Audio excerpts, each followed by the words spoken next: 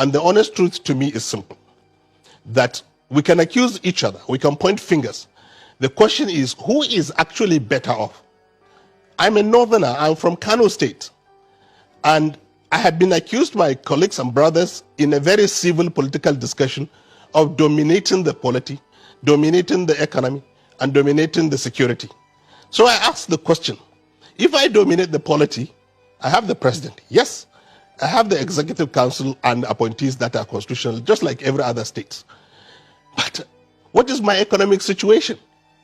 And what is my security situation today? So the question is it working for me if I dominate somebody? It's not. The question is, look at all the indices of development. The North today is actually worse off. Security, education, prosperity, development, I don't know, what have you? The North is not very well positioned. In fact, other parts of the country that have been pushed off in opposition space have managed to organize themselves into a survival mode and come up with a credible economic and development model. So I will say to you that, look, I think this country needs to be reviewed, and I think need to be fairly and equitably structured.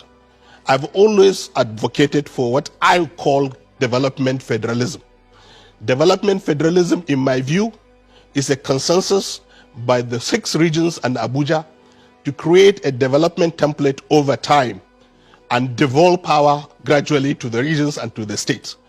The truth of the matter is, we all need to go back to our states. If all the states are working, the federation will be working, because development is not in isolation. Everywhere you go is either a local government or the state. So if you devolve power to the local government and to the states, and then create an economic investment template in the form of development federalism, which basically bring the potential of South-South to be an oil and gas hub in Africa, we will stop importing petroleum products. We will stop importing things that we should be exporting, and we will become net exporters of that product. The Southeast, we all know, are very ingenious people with technology, manufacturing, and trading. Please, let us invest heavily. Let us leverage on our resources to and raise the capital to invest heavily in manufacturing, so that we don't import things from India. We don't import things from China. We import and we produce these things we need for agriculture and for our transportation and other industrial machinery in the East. It's doable. I've been to Newi, I've been to the industrial hub of Aba. I have seen what the East can do. We will be proud to say, made in Aba, produced in Aba, made in Nigeria. And we will all be proud citizens.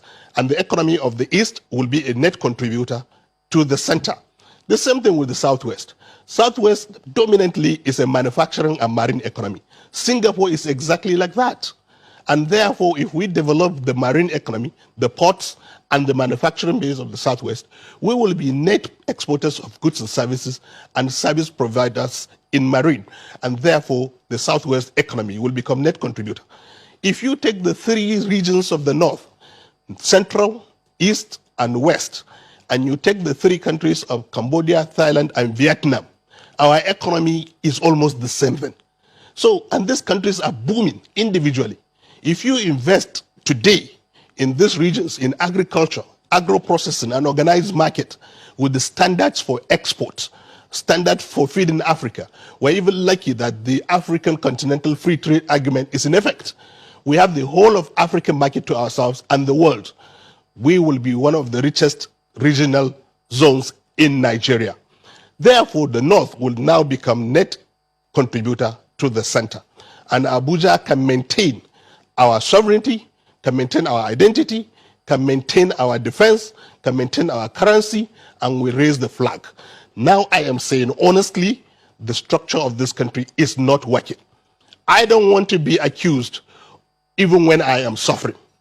I want my people to wake up and rise up and feel proud, just like every other Nigerian will feel proud when that sense of ownership is created.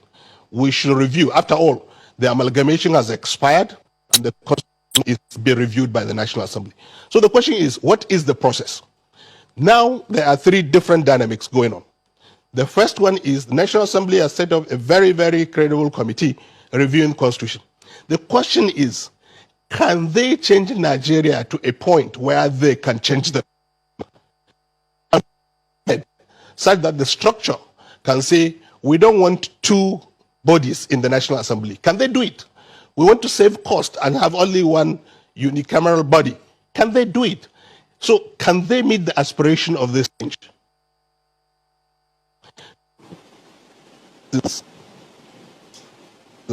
Waking up to create a platform for this competition.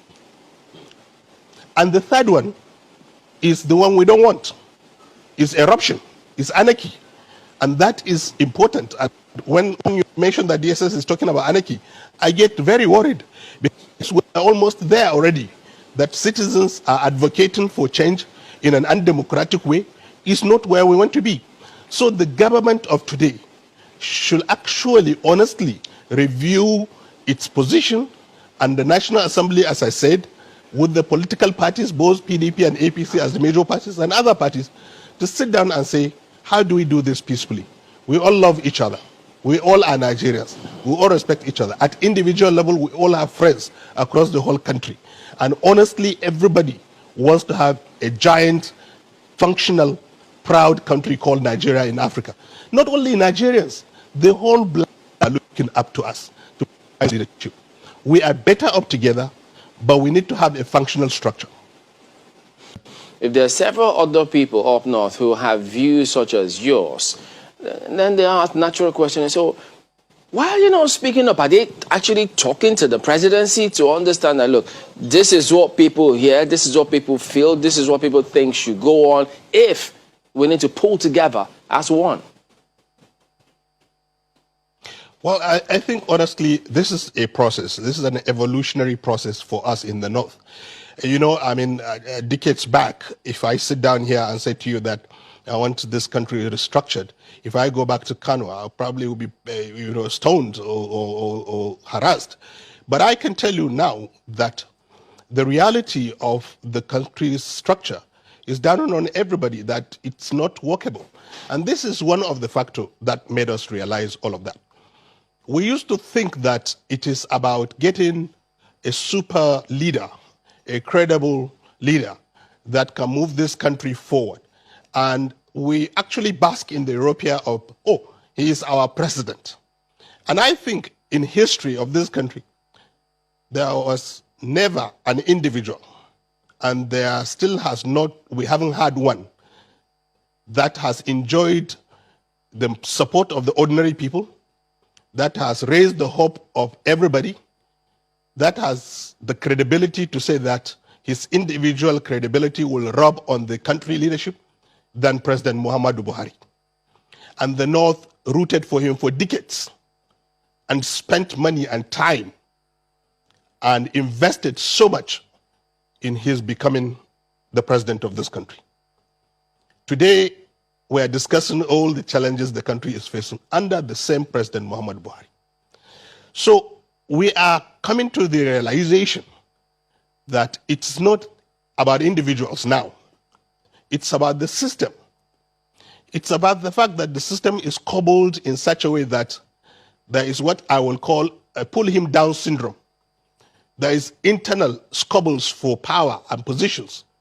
There are forces working counterproductively for the way the country moves forward. And all of those forces emanates from those regional dynamics. The sense, real or otherwise, of marginalization, the sense of domination, the sense of opportunity and patronage is skewed to one part of the country or one ethnic groups. And all of these perceptions are becoming reality in our life. Reality in the sense that there are examples we can show. Another most important thing was that the president was perceived to be, like we said, a general, but also a very, very credible anti-corruption crusader. He has stated this, he has demonstrated this, he has lived this. And now we are witnessing that the system can actually leak and can invite people who can actually be marauders that can wreak havoc on the system. Unfortunately, the president's capacity and individual integrity did not stop all of that. So we are coming to a point where we are saying, you know what, it's not working anymore. And I'm not alone in this. I can assure you. Are you making there are quite a number of young are you making excuses for the president?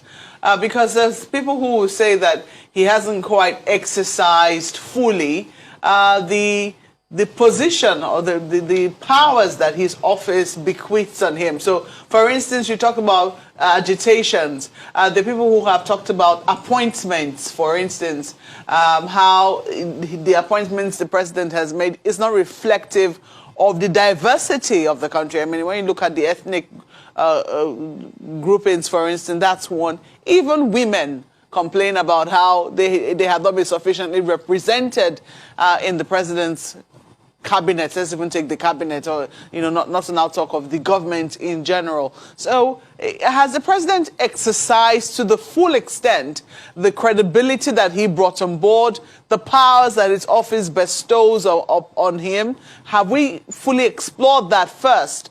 The fact that oftentimes things happen, we don't get to hear consequences.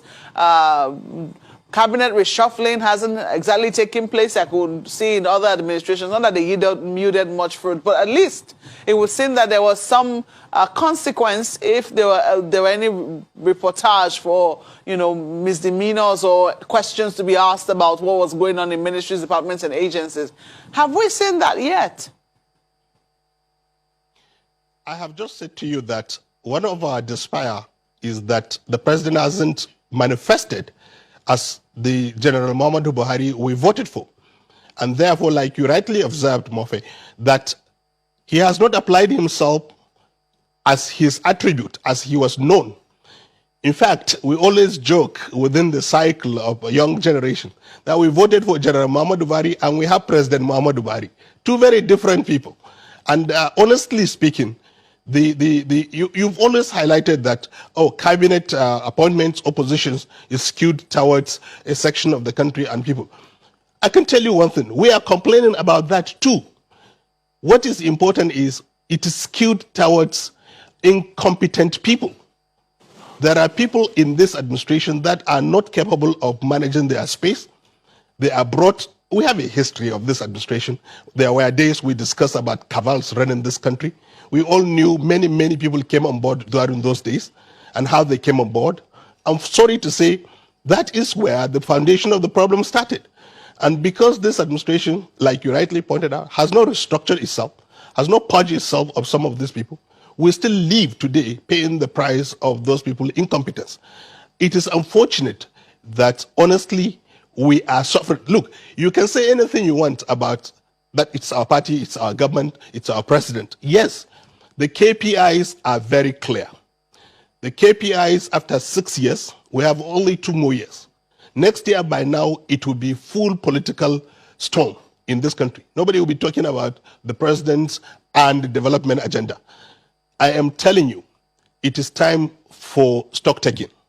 As a party and as a government, I will say that we have lost a golden opportunity to translate those personal attributes of Mr. President, of anti-corruption, military experience, and his passion for the poor to lift people out of poverty, to secure the lives of people, and to fight corruption in this country.